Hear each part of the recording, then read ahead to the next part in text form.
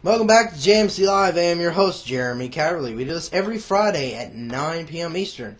If you guys think that this is a bad time slot, just let us know. We can try and work out some kind of arrangements to change the date or change the time. We're here to work for you. If you guys are in the chat, you're looking at the Drudge Report. We use the Drudge Report for a lot of things. And I'm looking at this main thing about Obama backing the union uproar.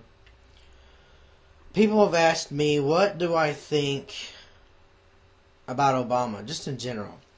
What is my thinking? Do I think he's a Christian? Do I think he's not? I think he had some form of Muslim roots. I believe he has some form of Christianity. And to answer the definition, is he a Christian or not, you have to look at his roots. What is he doing? His values, exactly what's happening. And if the guy says he is, maybe he is. What form of it? On different planes. The whole argument about is he a United States American citizen or not. If you look at when he was born, it was right on the cusp when Hawaii was a territory of the United States and not a country. So therefore, he's like a pseudo-American citizen at the least. So he's still an American citizen. What if he was born in another country? If he was actually born in another country, then that means more than half of what the United States is doing is a complete farce, and our whole country is completely should be burned in hell because it shouldn't even exist. Most of the things we're doing should fail. Nothing should work. And I think if things continue to move in this weird, crazy way, things aren't going to get any better. And I just don't know what we'll be able to do if we continue to fall into these negative paths. Because I just don't understand why people want to fall off the map as they do so many times. And they're left longing and wanting and needing some form of help. And I just don't know if people will give it to them or not. I want to transition to something here that's on Fox News. And it has to do with worship. A lot of us have church online, church in your home, or even church in a formed worship location. But what would you feel, how would you feel if your church shared church with not just church, but with a whole different entire organization, body of people known as Muslims?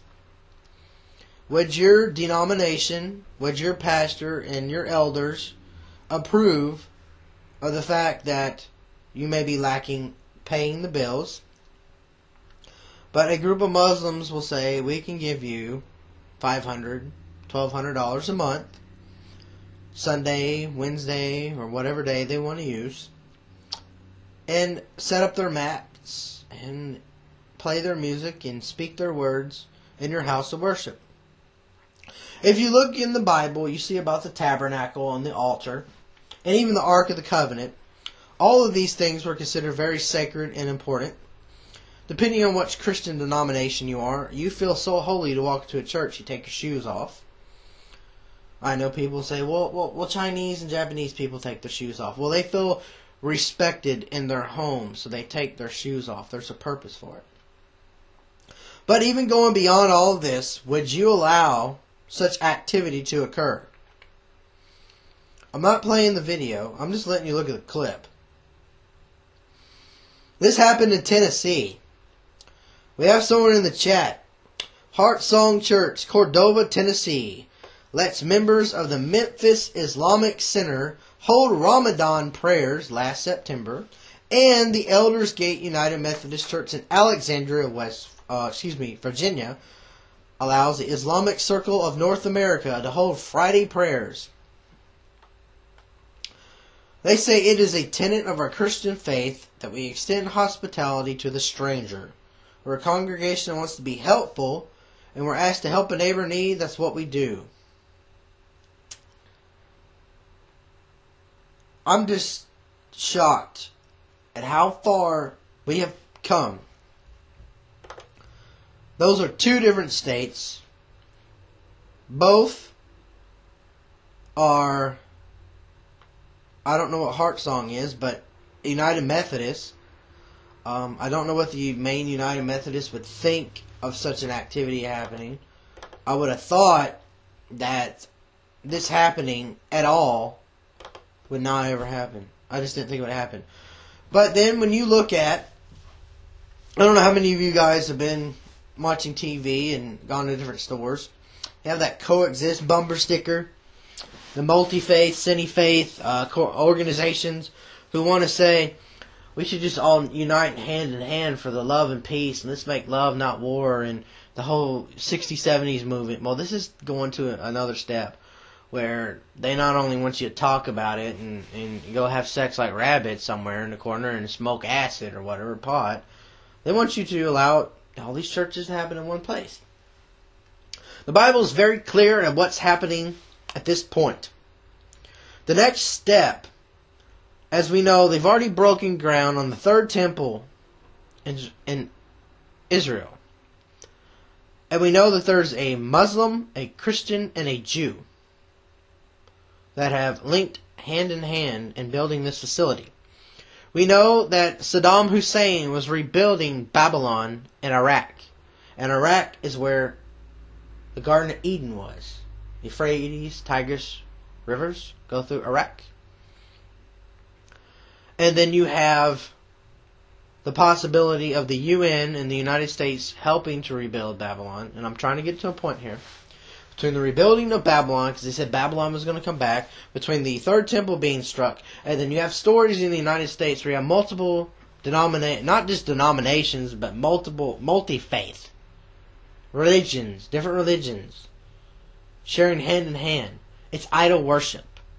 You're not linking hand to hand and sharing hospitality of allowing another faith, such as a Muslim, to have something happen in a Christian event. I know the argument would be, well, would you not allow a Jew to do something in your place? It's like, no. You really shouldn't. Because they're not following Jesus Christ. And whoever's in leadership in these churches needs to wake up. And understand that this is not something you just feel that you should do. And it should be okay. And there should be no problem. I don't understand why people want to keep... And I mean, I do understand, but it just makes me angry and confuses me sometimes as why this has to continue to happen. Because the world that we're in is placing us into a position that I just don't like. I don't like what is happening. It makes me so angry, I just don't know what to do. And now I want to talk about something on a happier note. This is our JMC blog at jmcministries.blogspot.com. And yes, I did misspell it when I put it in, but that's no big deal. This is the woman we're helping right now. You can see it on the screen. This is Candy Mitchell. This is a preview of what's to come. And I'm not going to scroll any further. We will have her on the show talking about her trip to Swaziland, Africa. Swaziland is actually near South Africa. Some people kind of like Lesotho is inside of it. You see a pic with her with a baby and the little kids there. And she's wanting to get involved in full-time ministry, and we're trying to assist her out. And we have been. You see here below where she has the past due bills, and we've actually raised money for her. Her church has given $350, and we've accomplished the goal of the $464.15 right now, because we also raised another $120. Well, explain what's so going on. I've given $100, and someone else gave $120, so everything is going pretty good for that. But explain why we're raising the money. Well, as you just saw in the image, she's lacking her mortgage, and I said that a minute ago. But and that's why we're trying to help her. Our podcast users are going to see that. for those that are actually following and listening and trying to understand what's happening, we are trying to raise money to assist people that are in need. And we haven't done it until starting about December. There weren't a lot of people asking for. We had people asking for prayer, but not asking for financial assistance yet. I'd have people tell me they were struggling. I would ask them if we could help them the last couple of years, but most people have turned me down. They turned themselves down because I guess they were ashamed or afraid, or maybe they knew they could get the money some other way. So a lot of things have happened. A lot of things good have happened. A lot of things bad have happened. So it all just depends. You guys also know that Brenda had her concert last week, for those of you who might have missed it. And you can still listen to that if you want on the YouTube page of Miranda's page. We can post all that information. It's all of her original songs she did. And I thought it was really great. And I got to ask Miranda, where is that long comment from that person? Is that Eternal Flame News? Yes. Alright. I have to share something with you guys. And I have to log into something really quick to find it. It's the quickest way. It's the quickest way to find it for myself. Okay.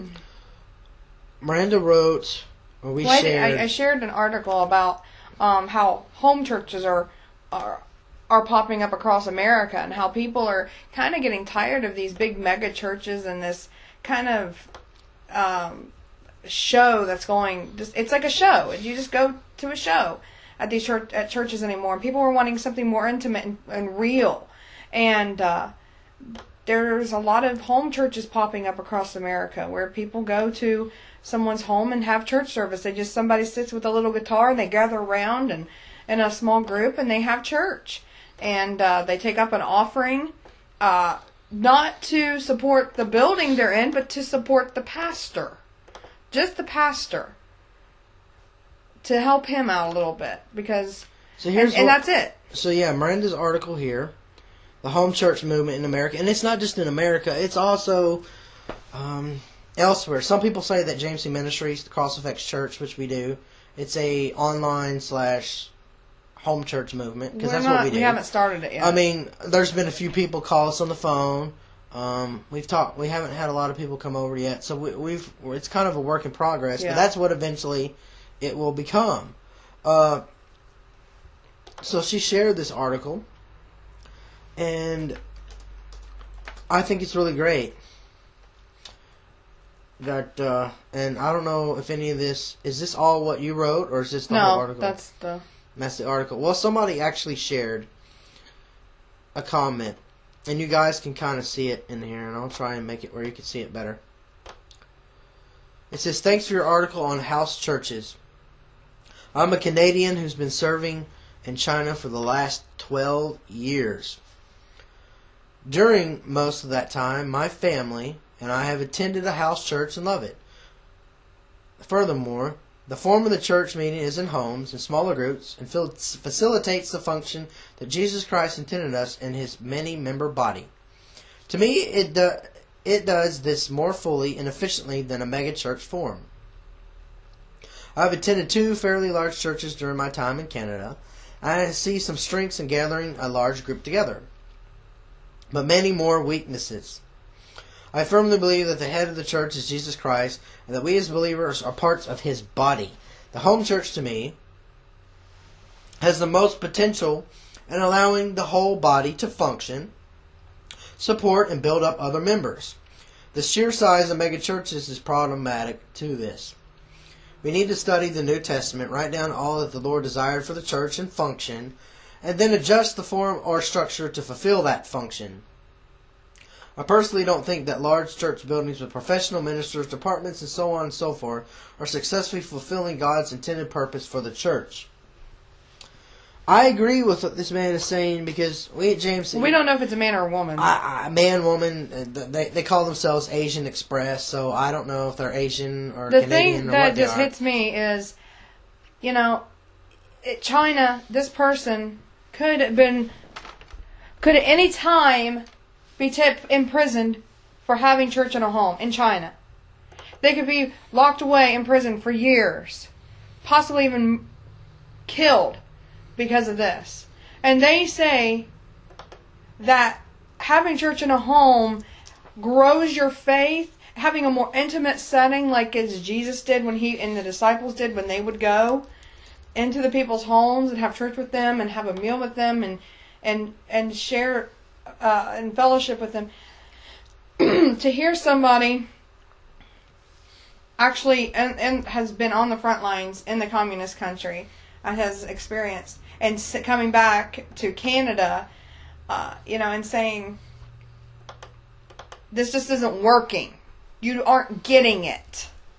You aren't getting what we're getting over here in this persecuted country where we have no freedom. You have more freedom and yet you do less with your faith. You do not connect. And I mean, if this person would see, if they only lived in America, and seen what we have seen, I think they would even be more disheartened about the way the Western world is going in the direction we're going. Because people in China, North Korea, and Vietnam, and all these other countries where Christianity or any other religion that's not verified by the government, they're taking their lives, into their own hands by still continuing to praise the Lord and worship Jesus and not conform to the world. And it's scary because all these articles you've read, we're conforming to the world. We are falling away, while they, in the persecuted countries, are still standing strong in their faith, unshaken, willing to die. Mm-hmm. And on another note, speaking about people willing to stand up for something, there's a high school wrestler in Iowa who refused to compete against a female opponent, not because she's a girl, but because he's a Christian. There's always been a long argument over guys wrestling guys, because this does get very violent. You do grope each other's chest area and crotch area. And I totally agree with this guy's doing. It's like, there's just no way I would wrestle a girl. That's something you do when you get married. Well, there's no... I mean, come on. I mean, it's kind of obvious. I mean, I wouldn't... As a female, I like to play sport. I love to play baseball and basketball with the guys. But one of them guys touched me, they was getting waylaid because I wasn't going to have them touching me. So, I'm not... I mean, as a female, I would be very uncomfortable with a guy grabbing my crotch and my chest to try to wrestle me to the ground. I mean, I would be... I just couldn't feel comfortable doing that. I would feel violated as a female in general. I would feel violated. Mm-hmm. I don't know about anybody else, but that's just.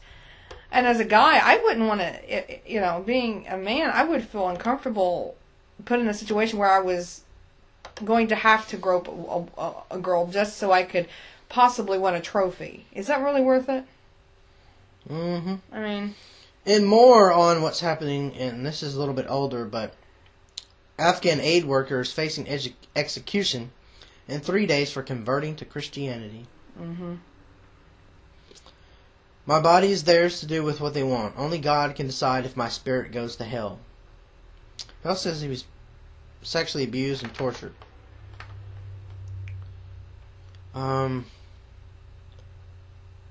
This is what America does not want to listen to. This is what America turns its eye to.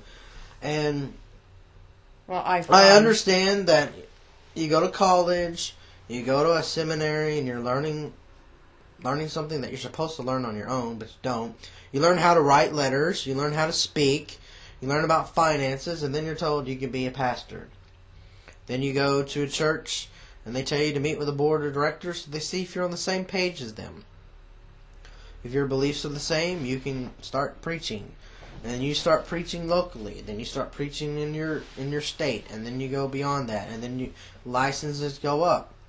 But you don't see many young preachers talking about homosexuality and about standing up for your faith and just downright being a Christian. And everyone wants to use some excuse, and I don't understand what's these excuses about anymore. We live in a world where we don't have time for that anymore. And we live in a world that is dangerous. We're going to take a break. And when we return, we'll have more with what's happening in the world.